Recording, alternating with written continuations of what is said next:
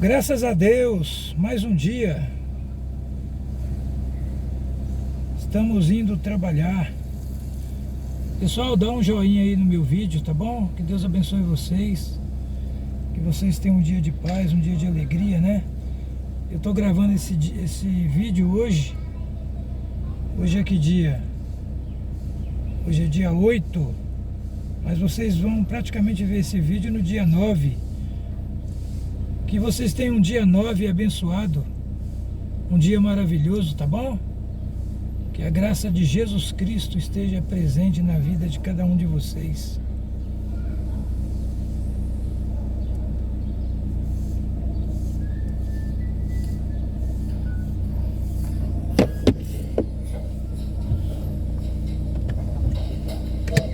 Compartilha meu vídeo com seus amigos, tá bom? Dá uma força aí pra mim. Que Deus abençoe.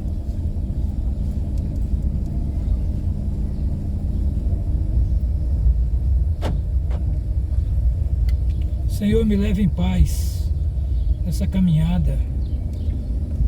Protege as pessoas que estão à minha volta. Que nenhum mal venha sobre a vida de ninguém, meu Senhor. Nem contra a minha, nem contra a vida de ninguém.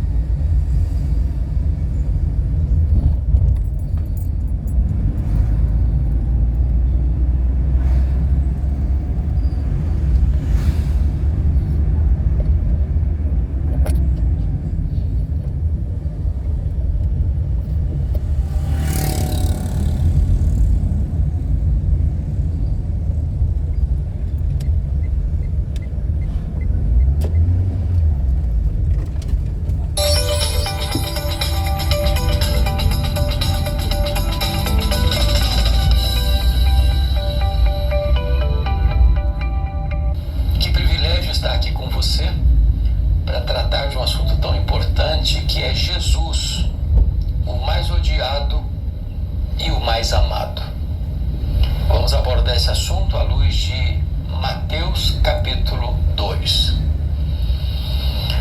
O nascimento de Jesus foi profetizado desde o início da história e já estava definido mesmo na eternidade.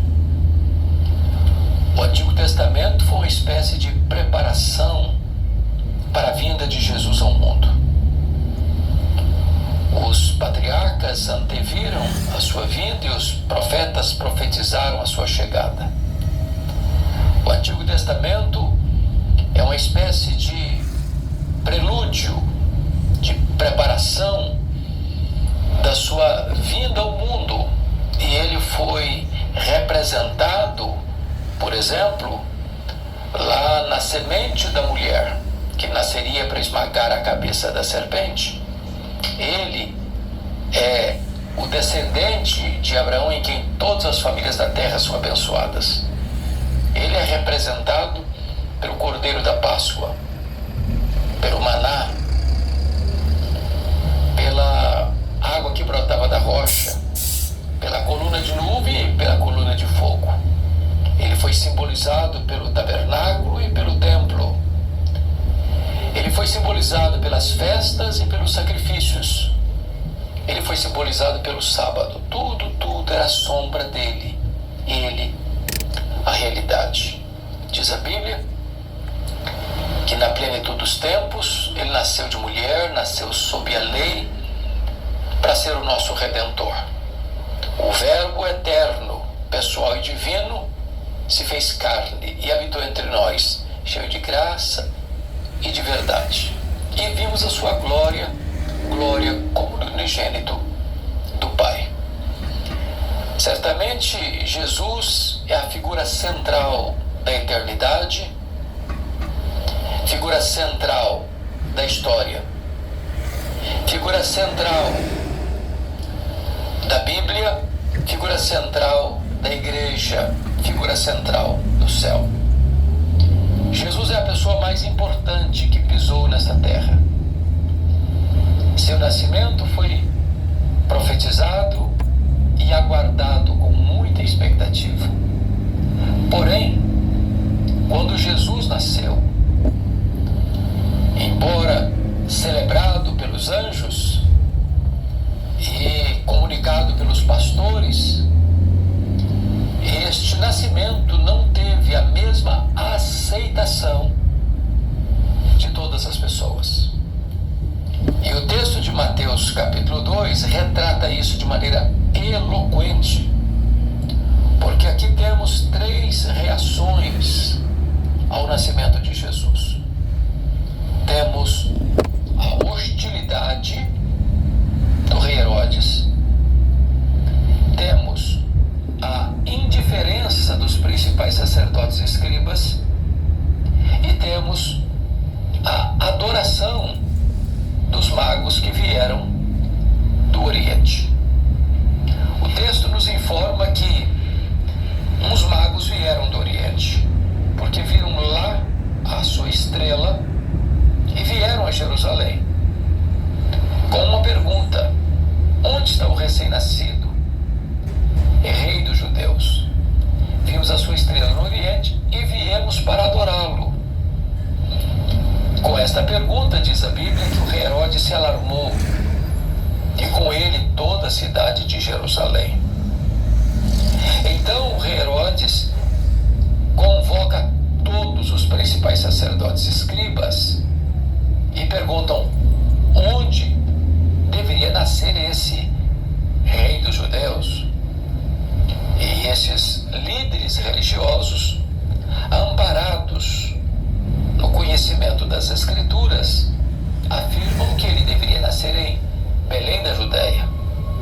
Herodes, então, dissimuladamente, chama os magos e dá uma ordem para os magos irem a Belém, investigarem tudo meticulosamente e virem comunicar a ele, porque ele teria a intenção de ir também adorar este recém-nascido rei dos judeus, quando na verdade o propósito dele era eliminar este rei dos judeus.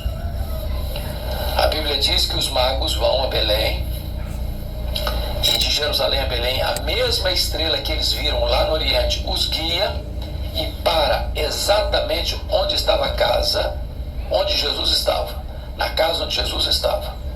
Eles entram, ali está Maria, ali está o menino Jesus, e eles se prostram e adoram não Maria, mas a Jesus, e presenteiam Jesus com ouro, incenso e mirra. Por divina advertência, são orientados a não voltarem ao rei Herodes. E então diz a Bíblia que o rei Herodes, tendo a intenção de matar o menino, eles voltam para sua terra por outro caminho. O rei Herodes veio a morrer e Jesus foi poupado, porque os grandes deste mundo também morrem, mas Jesus, Filho de Deus, veio, morreu, ressuscitou, está à destra de Deus Pai, absolutamente reinando sobre todo o universo, e voltará para buscar a sua igreja. Então esse texto retrata para nós a reação ao nascimento de Jesus. Nós vamos olhar em primeiro lugar a reação de hostilidade do rei Herodes. Herodes governou Israel do ano 37 ao ano 4 a.C. Nosso calendário estaria atrasado 6 anos. Então, quando ele termina o seu reinado, Jesus está aí por volta de 2 anos. E Herodes era filho de Antípater, e quando ele assume o governo por concessão do imperador César Augusto, ele revela ser um homem muito truculento, porque ele mata todos os membros da família Asmoneia que precedeu ao governo dele.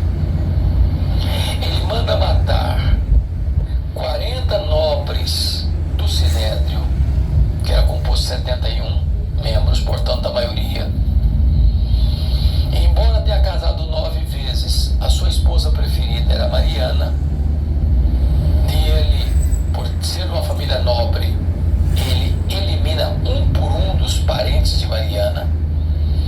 Ele mata sua sogra Alexandra. Ele mata sua própria esposa preferida Mariana. Ele mata 2 dos seus filhos, são enviados para Roma para estudar, e retornam de lá e são assassinados por ele. 6 dias antes de morrer, ele manda matar seu filho primogênito Antípater, para que o filho não reinasse no lugar dele. Prevendo que ia morrer, ele dá uma ordem à sua irmã Salomé, sabendo que o povo se alegraria com a sua morte, para que no dia que ele morresse, ela mandasse matar pelo menos um membro de cada família nobre de Jerusalém, para ter sangue e lágrimas no seu funeral. É este homem que, quando os magos chegam, se alarma, porque ele não aceita a ideia de que alguém pudesse concorrer com ele ao trono. Mais do que isso, diz o texto que a cidade de Jerusalém fica alarmada, porque tinha consciência do que esse homem era capaz de fazer, sempre que na mente dele alguém se colocava no seu caminho. Quando os magos chegam com esta pergunta, a primeira reação de Herodes é de pânico. De pânico dele e da cidade de Jerusalém. Segundo, ele demonstra uma curiosidade, porque ele reúne todos os principais sacerdotes e escribas para investigar meticulosamente onde o Messias, este rei, deveria nascer. Então ele quer se munir de informações precisas para dar um pulo, um assalto mortal sobre este menino. Terceiro, ele revela sagacidade, porque no versículo 7, com isso Herodes, sendo chamado secretamente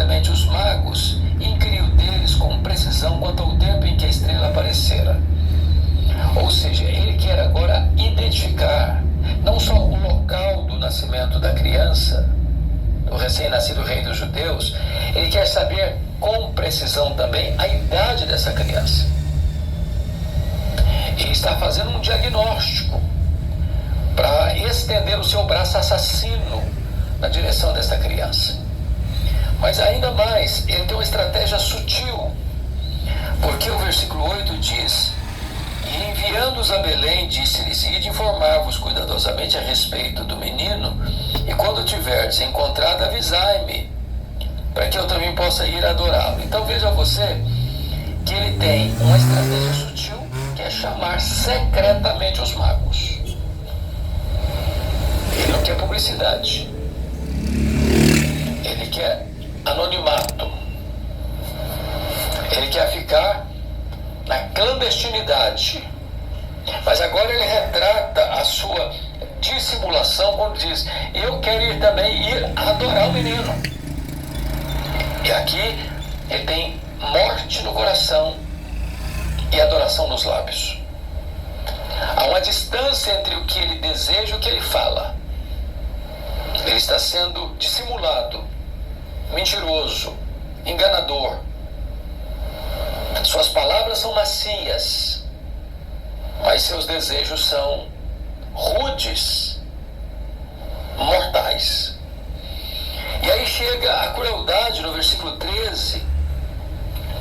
Tendo eles partido, eis que apareceu um anjo do Senhor a José em sonho e disse: dispõe-te um menino e sua mãe e foge para o Egito, permanece lá, até que eu te avise, porque Herodes há de procurar o menino para o matar.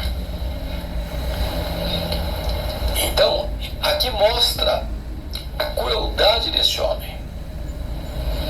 Quando os magos são orientados a não voltarem a Jerusalém, a Herodes, mas voltarem por outro caminho, para sua terra, o rei fica furioso e manda matar todas as crianças de Belém de 2 anos para baixo e de todos os arredores. Ele queria passar um pente fino e não permitir que ninguém sobrevivesse de crianças, pensando que nessa matança generalizada certamente não, o Messias, o rei dos judeus, não escaparia.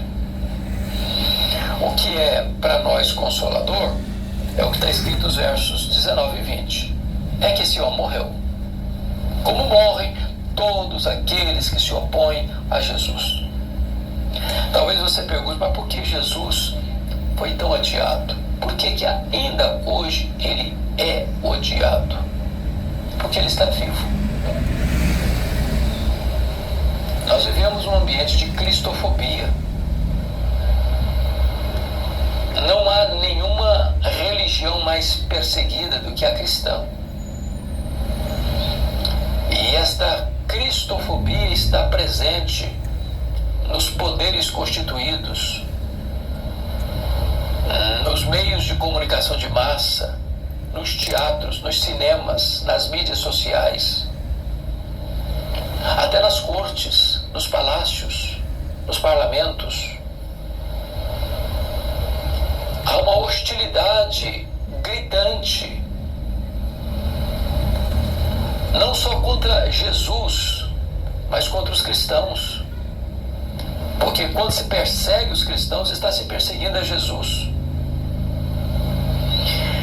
E desta maneira, Jesus vem ao mundo, e aquele que está investido de autoridade, aquele que tem o poder político nas mãos, em vez de receber o Rei dos Reis, em vez de acolher o Salvador do mundo, a postura de Herodes é de ódio, é de hostilidade, é de rejeição, é de repúdio ao Rei dos Reis. Esta atitude ainda é uma atitude comum nos nossos dias. Rejeitam o príncipe da paz, perseguem os seguidores do príncipe da paz, querem atacar com fúria assassina os valores estabelecidos pelo Príncipe da Paz. E o ambiente hoje é de total oposição, é de implacável perseguição e de rejeição frontal à pessoa e à doutrina de Jesus, o Rei dos Judeus. É curioso que esta rejeição é vista e é notada nestas regiões dos poderosos deste século, tanto daqueles que são investidos de autoridade política, como daqueles que levantam a bandeira da cultura, da intelectualidade. Nos grandes centros universitários do mundo, a rejeição de Jesus é frontal. Então essa foi a primeira reação. Mas esse texto nos oferece uma segunda reação.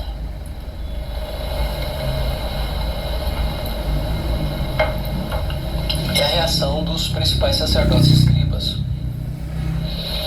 da elite religiosa, dos líderes da religião, dos corifeus da religião, dos teólogos, dos mestres, dos doutores,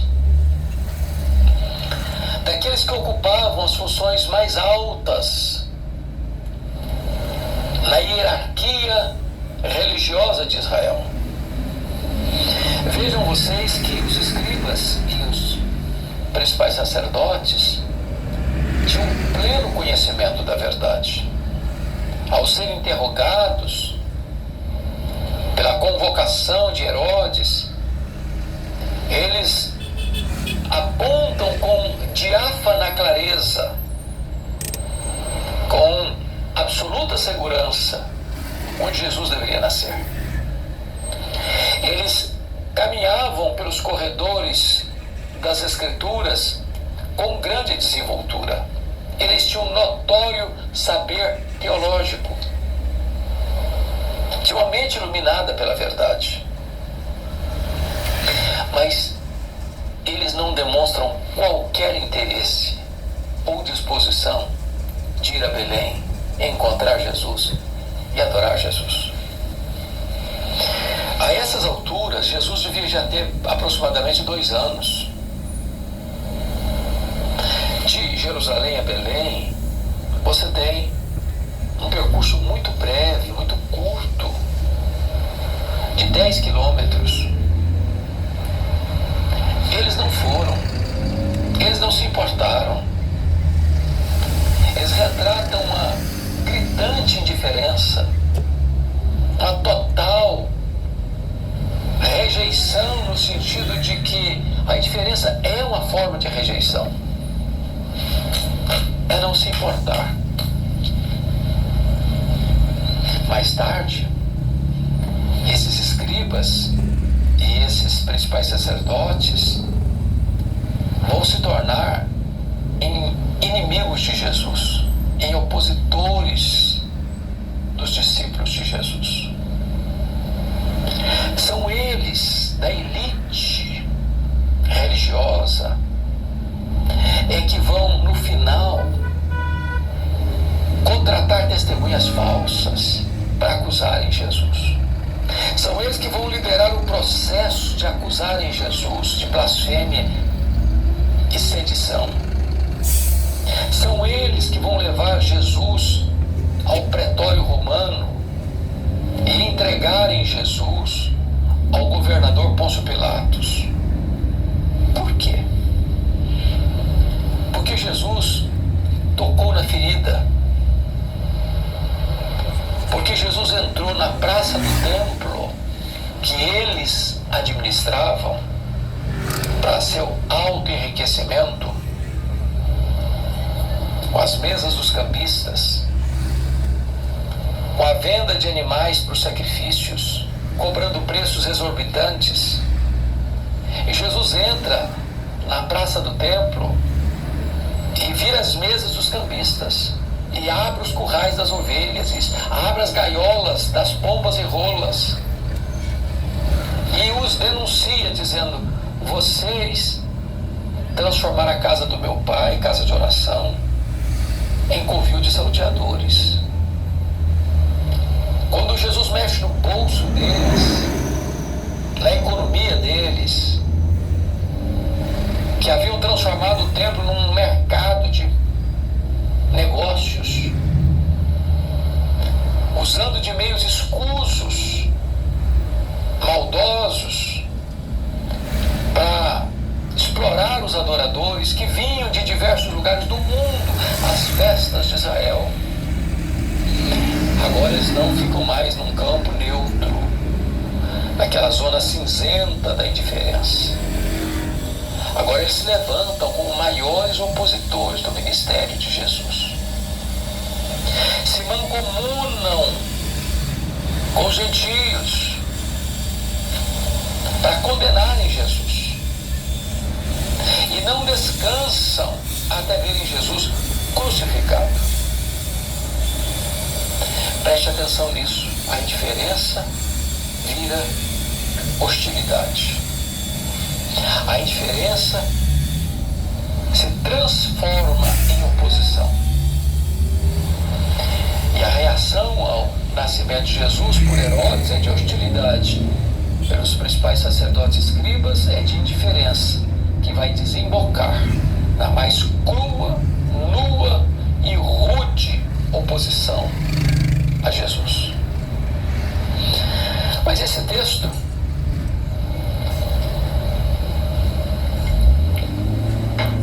vai nos mostrar, em terceiro lugar, a terceira reação ao nascimento de Jesus, que vem da parte dos magos. E aqui talvez nós pudéssemos trazer alguns esclarecimentos, porque a tradição diz que são 3 reis magos, inclusive dando nome a esses reis magos: Belchior, Baltazar e Gaspar. Não tem nada disso no texto bíblico. A Bíblia não diz que eram 3, uns magos. Vejam que o artigo é indefinido. Uns magos. E não diz que eram reis. E não menciona o nome deles. Então, é curioso que às vezes nas peças de Natal que se fazem até hoje, você vê lá no presépio os pastores, José, Maria, o menino deitado na manjedoura e os magos. Mas cronologicamente isso não bate, porque os magos não estavam lá na manjedoura. Quando eles vão visitar Jesus, Maria está morando numa casa e não lá na gruta dos pastores. É possível que já tenha se passado 2 anos, e é por isso que Herodes manda matar as crianças de 2 anos para baixo. Outra coisa que é preciso esclarecer antes de entrar na exposição é que eles não viram uma estrela, eles viram a sua estrela. Essa estrela não veio guiando esses magos pelo deserto 1000 quilômetros até Jerusalém. Eles viram a sua estrela lá no Oriente e vieram para Belém. Que estrela era esta? Era uma estrela qualquer? Não. Essa estrela não era uma estrela qualquer. Era a sua estrela. E está profetizado aqui em Números 24:17 o seguinte, eu vou ler para vocês sobre essa estrela. Olha o que está escrito: vê-lo-ei, mas não agora. Contemplá-lo-ei, mas não de perto. Uma estrela procederá de Jacó. De Israel subirá um cetro que ferirá as têmporas de Moabe. esta estrela é a estrela profética, que aponta para o nascimento de Jesus. Eles não viram uma estrela qualquer, eles eram astrólogos, eles eram estudiosos e astrônomos, eles eram estudiosos dos astros, das estrelas. Quando viram essa estrela, que não era uma estrela comum, eles entenderam que era a estrela do Messias, a estrela profetizada por Balaão. Sem toda a verdade disponível para eles, tendo apenas uma revelação natural e não a revelação especial da Escritura, esses magos fizeram uma viagem de 1000 quilômetros. Talvez eles eram persas, provavelmente persas, e talvez porque nesta região você encontra o testemunho dos judeus que foram para o cativeiro, do próprio Daniel, que foi maior do que o Império Babilônico e continuou seu ministério no Império Persa. Deus havia chamado Israel para ser luz para os gentios. E aqui eles então recebem esse testemunho dos judeus que foram dispersos. E ao verem a sua estrela, eles compreendem que havia nascido então o rei dos judeus, o Messias. E aqueles que estavam longe o adoraram, e aqueles que estavam perto o rejeitaram. Viajaram 1000 quilômetros por desertos tórridos, por areias esbraseantes, por ventos gelados de noite, pelos assaltantes tão constantes e comuns nessas longas viagens pelo deserto, os terroristas do deserto, por feras, répteis venenosos. Mas eles não mediram sacrifícios e foram até Jerusalém. Por que Jerusalém? Porque lá estava o templo, porque lá estavam os escribas, lá estavam os doutores da lei, lá estavam os principais sacerdotes, lá estava o douto saber teológico. Então, se você quer conhecer Jesus, você precisa ir às Escrituras. E foi Jesus quem disse: examinai as Escrituras, porque são elas que testificam de mim. E a chegada deles em Jerusalém é importante porque é lá que eles vão fazer a pergunta específica: onde está o recém-nascido rei dos judeus? Onde está? Eles dão a prova, porque vimos a sua estrela. E eles demonstram o seu propósito: viemos para adorá-lo. Enquanto os de perto não adoram, os de longe passam a adorá-lo. Enquanto aqueles que têm muito conhecimento e precisas informações são indiferentes, aqueles que têm pouco conhecimento ou pouca informação fazem jornadas longínquas para adorá-lo. Munidos da informação dos principais sacerdotes e escribas de que Jesus nasceria em Belém, eles prosseguem a jornada. Mas o que é curioso é que os magos certamente perceberam que o rei Herodes estava dissimulando. Certamente as práticas criminosas de Herodes eram conhecidas, não só em Jerusalém, mas no mundo todo. Eles poderiam ter pensado: bom, nós não queremos entrar em encrenca, nós não queremos suscitar disputas políticas, vamos voltar para a nossa terra daqui, vamos abortar a nossa missão. Não, eles prosseguiram.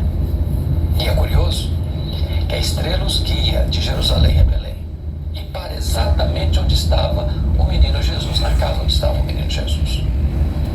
Eles não adoram as estrelas, eles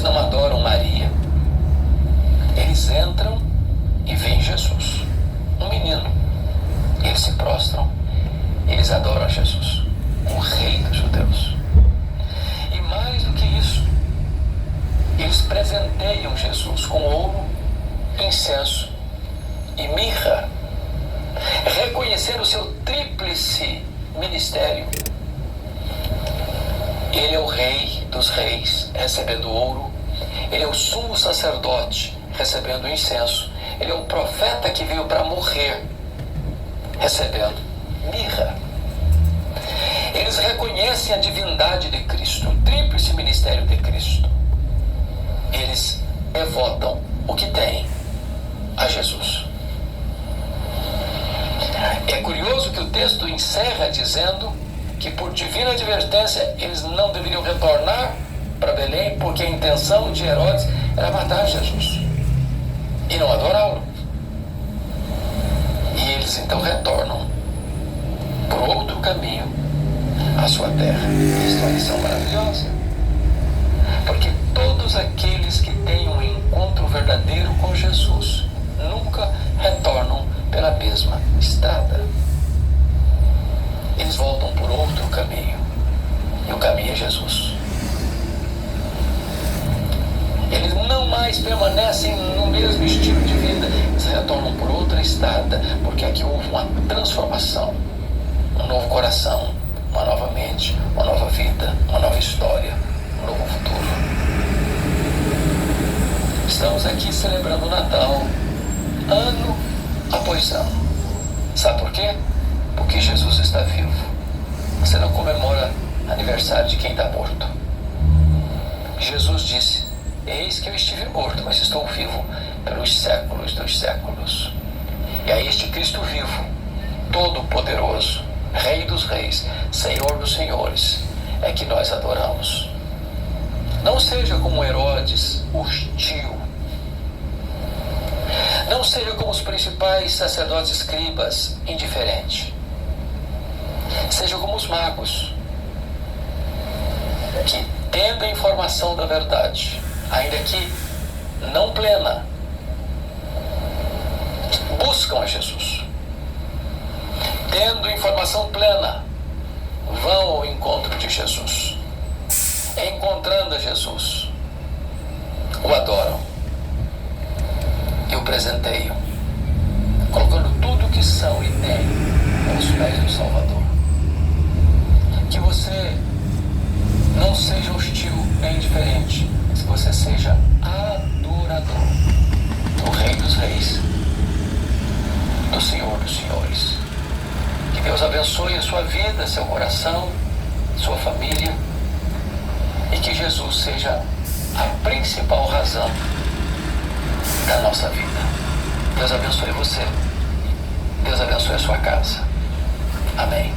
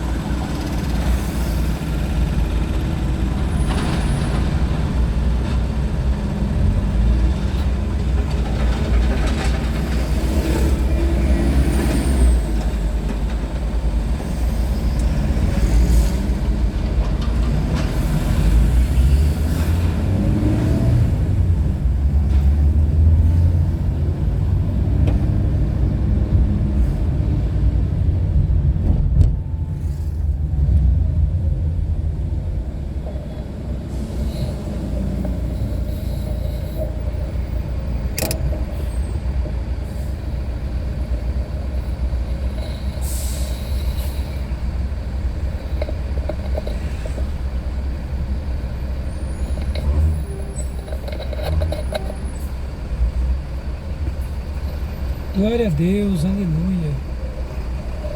Louvado seja o nome do Senhor.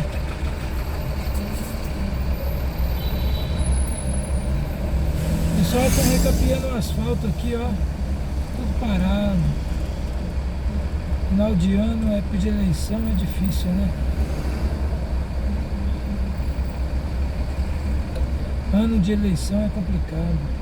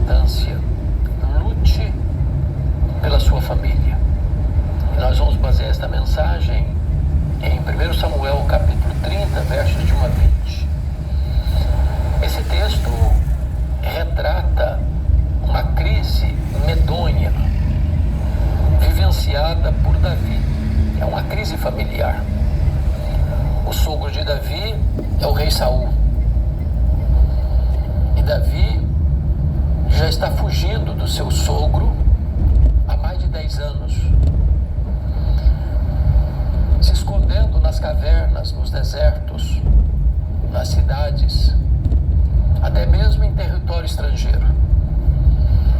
Saul está completamente insano, desprovido de capacidade intelectual, moral, espiritual para governar. Fez da perseguição ao seu genro a sua maior plataforma de governo.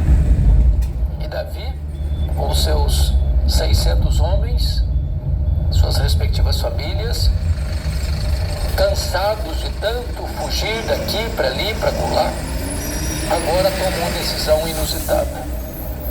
Davi vai buscar asilo político entre os arqui-inimigos de Israel, os filisteus. E encontra, de certa forma, a guarida do rei Aquis, que imaginou que Davi estivesse mudando de casaca, trocando de lado, abandonando Israel e engrossando as fileiras do exército filisteu. Nesse período, Davi viveu os dias talvez mais sombrios da sua jornada pré-ascensão ao trono, porque Davi vai dissimular, ele vai fazer jogo duplo, ele vai buscar abrigo debaixo das asas do rei Aquis, o rei filisteu, passando a ideia de que ele estava mudando de lado. Estrategicamente, ele pede ao rei Aquis para lhe designar uma cidade, porque não queria ser pesado na cidade de Gate. E então foi designado para ele a cidade de Ziclag, onde ele e as suas famílias respectivas, os seus homens, passaram a residir por mais de um ano. Nesse tempo, Davi lutava as guerras de Israel. Entretanto, dava um relatório falso para o rei Aquis, dizendo que estava lutando as guerras filisteias. O grande problema é que, nesse período, o rei Aquis declara guerra contra Israel e convoca Davi e os seus homens para irem à frente do seu exército, para serem o seu próprio escudeiro. Davi está num bico de sinuca, está numa encruzilhada medonha, porque se ele acompanha o exército filisteu, ele está traindo a sua nação. Se ele se nega a ir com o rei filisteu, a máscara vai cair. Por providência divina, os príncipes filisteus alertaram o rei Aquis, dizendo: esse homem é guerreiro, esse homem é israelita, se ele se voltar contra nós, teremos um grande problema, então dispensa Davi, ele não pode ir conosco nessa guerra.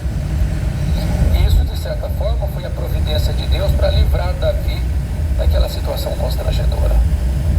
Porém, quando Davi e seus homens estão retornando para Ziclag, constatam que a cidade tinha sido atacada pelos terroristas do deserto, os amalequitas. A cidade tinha sido ferida, queimada e saqueada.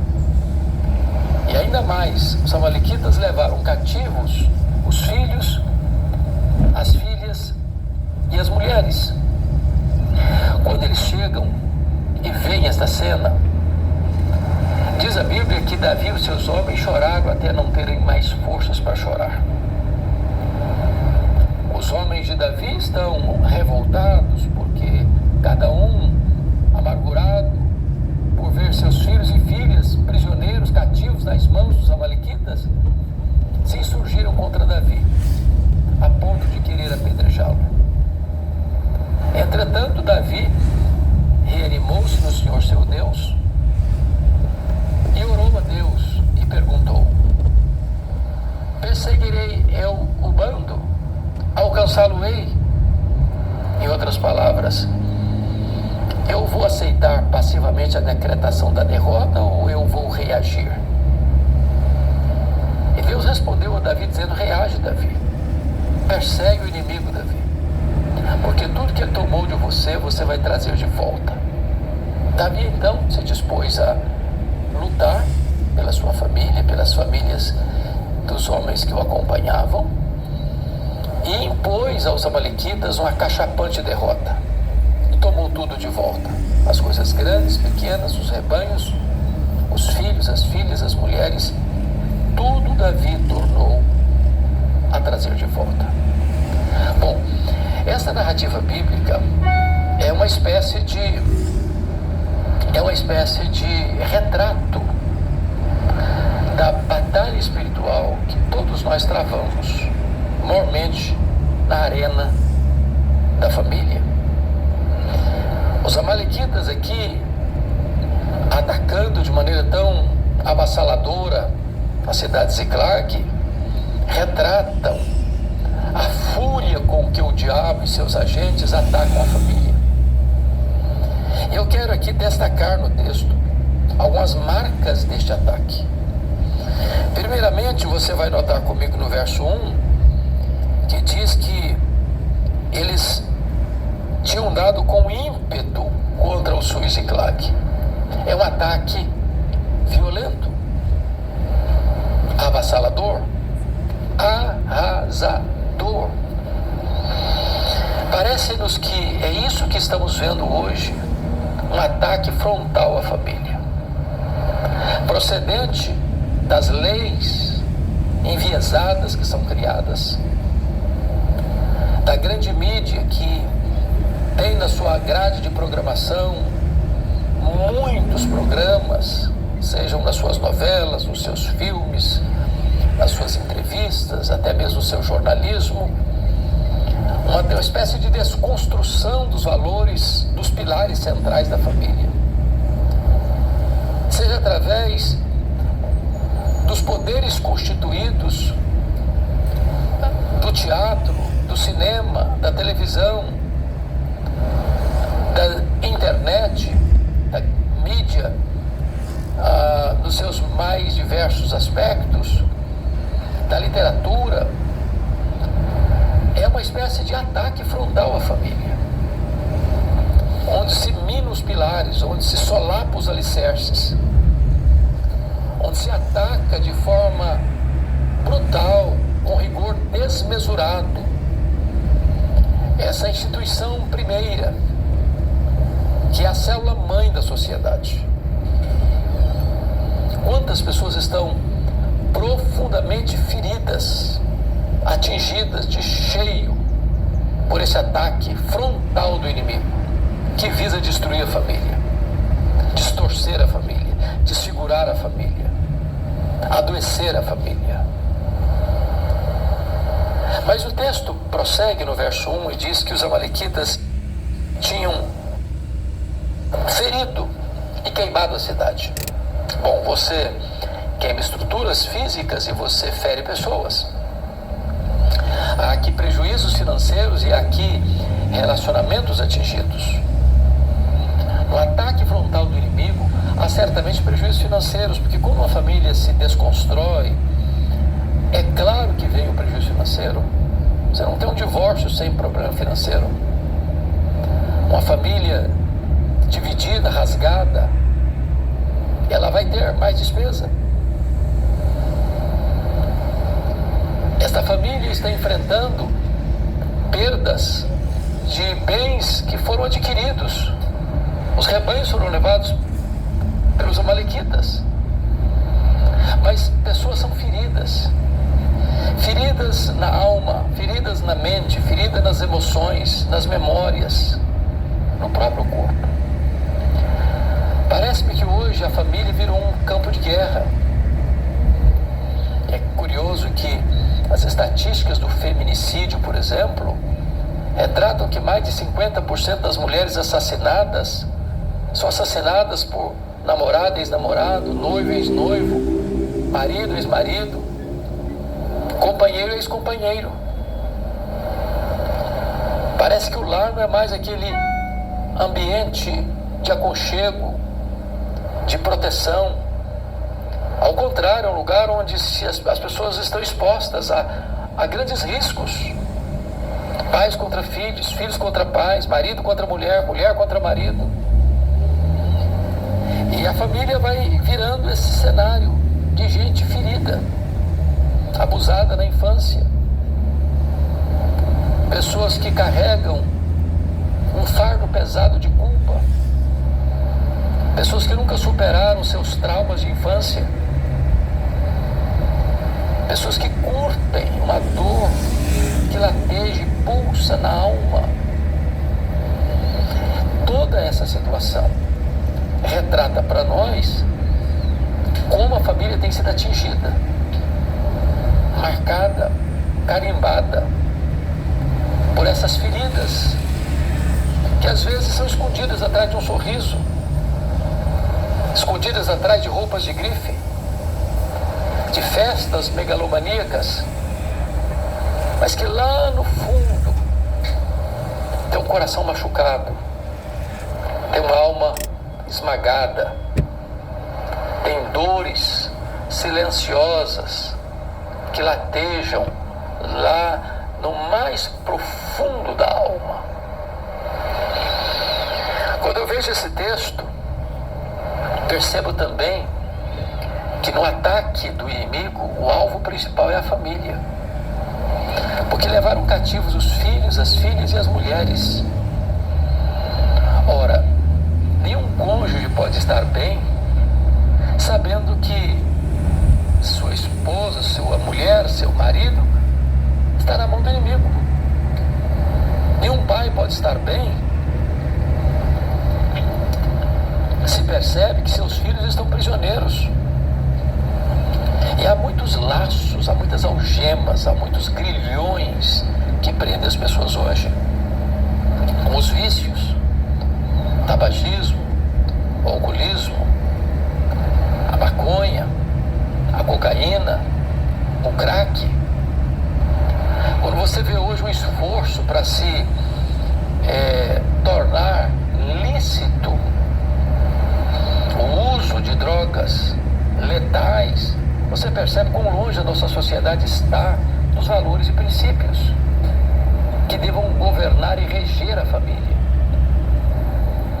É sabido que a droga, ela tira o bom senso, o siso, a capacidade de raciocínio, a clareza mental. Vivemos uma sociedade que está adoecendo, vivendo prisioneira das drogas. Mas há outros grilhões, como a pornografia, como a depravação moral, como a desconstrução dos valores comezinhos que devam governar a família. São prisões, são algemas. Mas você tem outras algemas, como a questão da violência, ou a questão da secularização, ou a questão da ganância insaciável, a exploração, a corrupção. São muitos os laços que vão prendendo as pessoas. Poderíamos falar da prisão espiritual, das seitas, das doutrinas engendradas por demônios, diz a Bíblia, para enganar as pessoas, para ludibriá-las, para colocar uma venda nos seus olhos, um tampão nos seus ouvidos. Então são muitas as prisões, são muitas as pessoas que estão cativas e prisioneiras, precisando de libertação, precisando de esclarecimento, precisando de entendimento espiritual. Porque a maior prisão é a prisão da mente. Quando a pessoa está indo e vindo, ela não está num paredão, ela não está num cárcere, mas a mente dela está prisioneira. Prisioneira dessa cosmovisão às avessas, desse entendimento equivocado do que é a vida, do que é casamento, do que é a família, do que é a criação de filhos, do que é a verdadeira liberdade. Vivemos uma sociedade que cresce tecnologicamente, que cresce cientificamente, que cresce no conhecimento, mas ao mesmo tempo uma sociedade nanica, no que tange aos valores morais, aos princípios morais. É um ataque deliberado, concentrado contra a família. Mas me permita ainda olhar um outro ângulo, outra artimanha do inimigo. Então, no versículo 6, diz que os homens de Davi se insurgiram contra ele para apedrejá-lo. Ou seja, uma outra artimanha do inimigo é trazer o problema, provocar a crise, fazer um estrago e depois buscar um culpado. E de repente, o aliado vira inimigo. Os homens de Davi que caminharam com ele, que eram leais a ele, agora querem apedrejá-lo. Esse é um problema muito presente nos nossos dias, dentro das famílias. O marido acusa a esposa acusa o marido. Isso acontece desde o Éden. Sustentados pela posição de Sigmund Freud, o problema é halógeno e não autógeno, o problema é do outro, não meu. Eu sou vítima da sociedade, não sou culpado, não preciso me arrepender porque eu não estou errado é o outro. E a família está vivendo esse pé de guerra, um conflito de gerações. E as pessoas estão brigando dentro de casa. Tem muita gente achando que o seu problema é o seu cônjuge, o seu problema são seus pais, o seu problema são seus filhos, o seu problema é o sogro, é a sogra, é o genro, é a nora.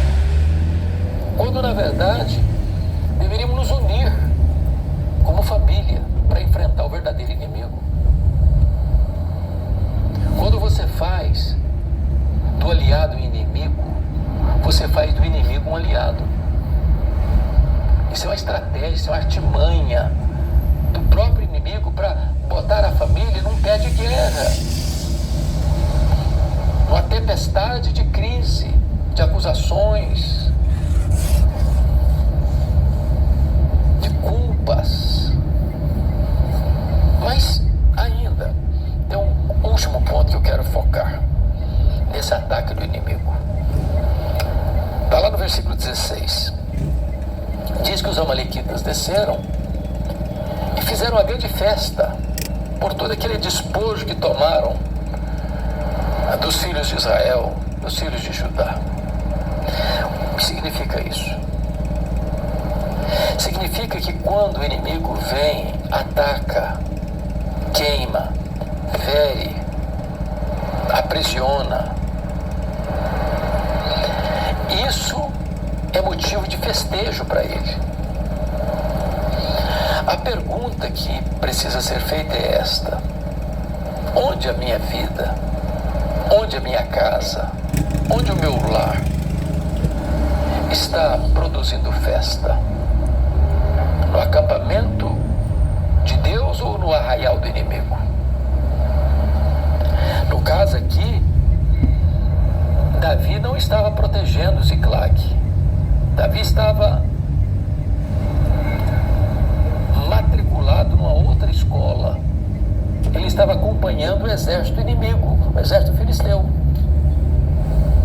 E a família ficou desguarnecida.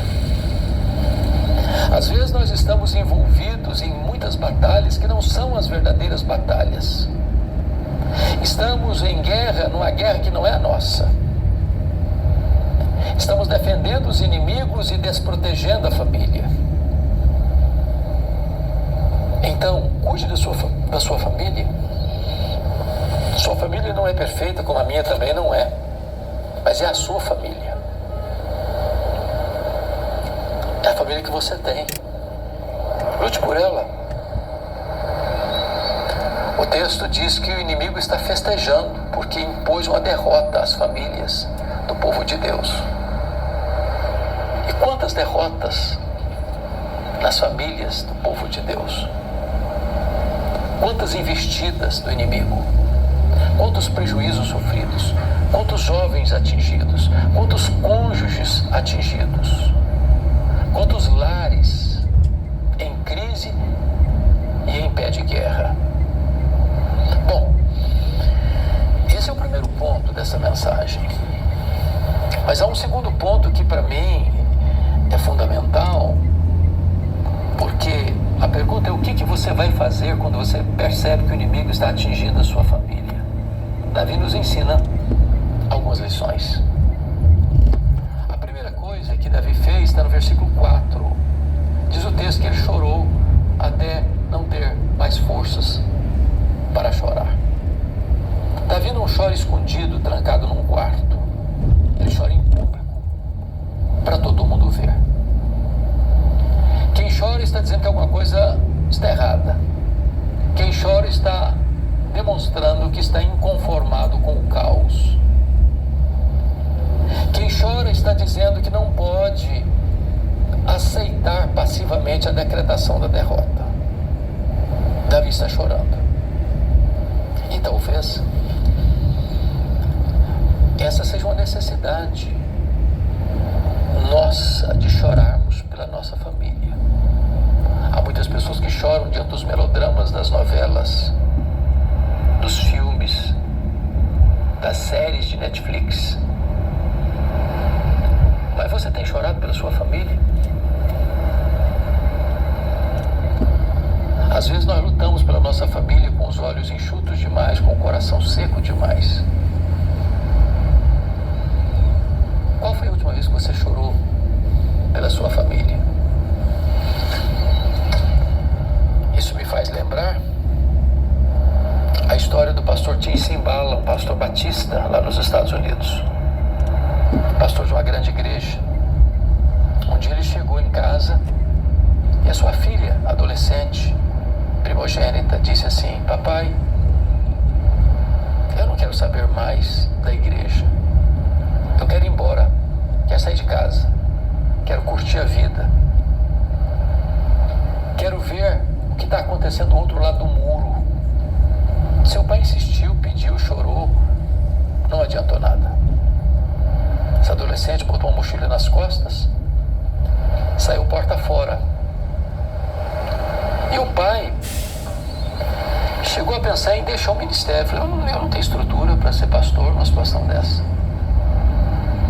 Um dia um colega dele liga para ele da Flórida e diz assim: pastor Tim Cymbala, esquece essa menina. Ela não está nem aí com você. Toca a sua vida, toca o seu ministério. Mas que pai esquece uma filha? Que mãe esquece um filho? Naquela semana, numa vigília de oração na igreja, levantou-se uma irmã e disse assim: pastor Tim Cymbala, a nossa igreja nunca chorou pela sua filha. A nossa igreja nunca levantou um clamor em favor da sua filha. E o pastor Tim Cymbala relata num dos seus livros que naquela noite aqueles irmãos deram as mãos e fizeram um grande círculo ao redor dos bancos. E aquele templo se transformou numa sala de parto, de gemidos, de soluços. Quando ele voltou para casa de madrugada, ele disse para sua esposa: eu não tenho dúvidas de que Deus libertou nossa filha nessa madrugada. 2 dias depois, a campainha tocou, a mãe foi à porta. Era sua filha, em lágrimas. Ela entrou, casa dentro, foi ao quarto onde estava seu pai, agarrou nas suas pernas e disse: papai, me conte o que aconteceu há 2 dias de madrugada. Eu estava em casa, dormindo, e eu acordei, tomada por uma profunda convicção de pecado. Escamas caíram dos meus olhos. E eu percebi que eu estava embrutecida. Eu quero dizer para o Senhor que eu estou de volta para Deus. Estou de volta para minha família. Estou de volta para minha igreja. O Senhor restaurou aquela família. Eu quero dizer a você, pai, a você, mãe, não desista de seus filhos. Lute por eles, chore por eles, jejue por eles. Você não gerou filhos para a morte, você não gerou filhos para o cativeiro.